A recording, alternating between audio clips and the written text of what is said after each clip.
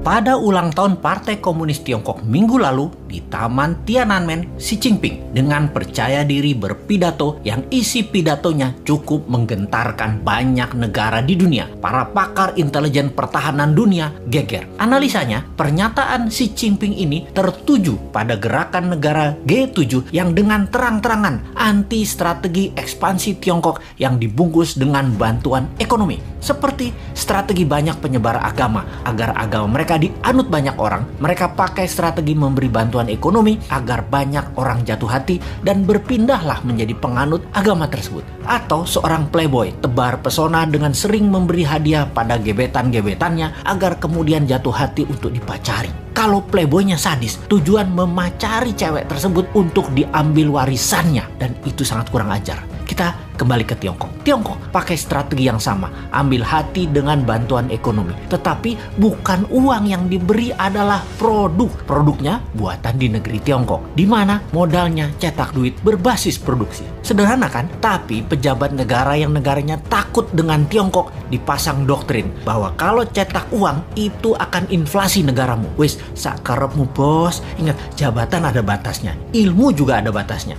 Hanya kebodohan yang ada batasnya. Nanti New Mind pakai strategi sama, memberi. Kalau sekarang kita lanjut dengan G7 yang anti strategi Tiongkok dan akan mempunyai program B3W yang menyediakan anggaran 10 kali anggaran Tiongkok ekspansi ke luar negeri. Kalau New Mind jadi, kita nggak pakai keduanya, kita main sendiri. Wis, pinter kalau urusan dalam negerinya. Ke luar negerinya, kedua pihak G7 dan Tiongkok kita mainkan. Lalu Xi Jinping mengatakan akan melakukan 3 hal: memenggal kepala negara yang melawan dan membuli dan membuat masalah dengan Tiongkok. Tiongkok akan membangun 100 silo. Silo adalah tempat peluncuran nuklir warhead roket. Kemudian akan mengambil secara utuh kembali, yaitu Taiwan, Macau, dan Hong Kong. Ini agresi militer niatnya. Biden, pemimpin Amerika, gemetar. Dan Biden mengajak Tiongkok, Rusia, dan Amerika untuk membuat pertemuan 3 negara. Di sini, perebutan global power mulai dicanangkan. Ini serius. Kalau Anda nasionalis dan patriotis NKRI garis lurus, kita membahas negara mulai dari sini. Kita menengok sejarah dunia dalam masalah perekonomian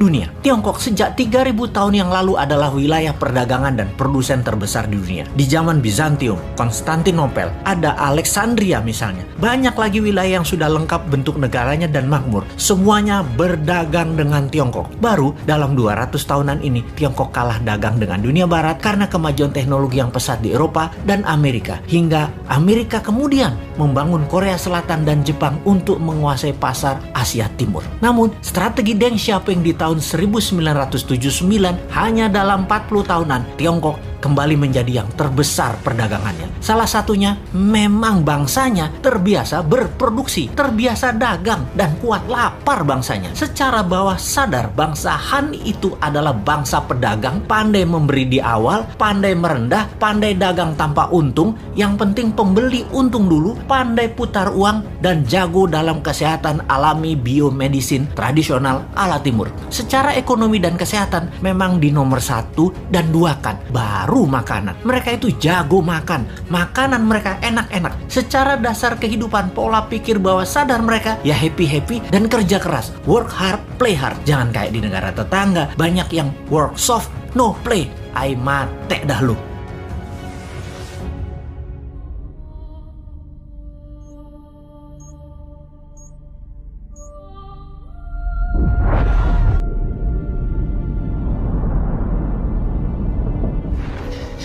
Mr. Stark, can you hear me? It's beating. We won. Mr. Stark. We won, Mr. Stark. We won. You did it, sir. You did it.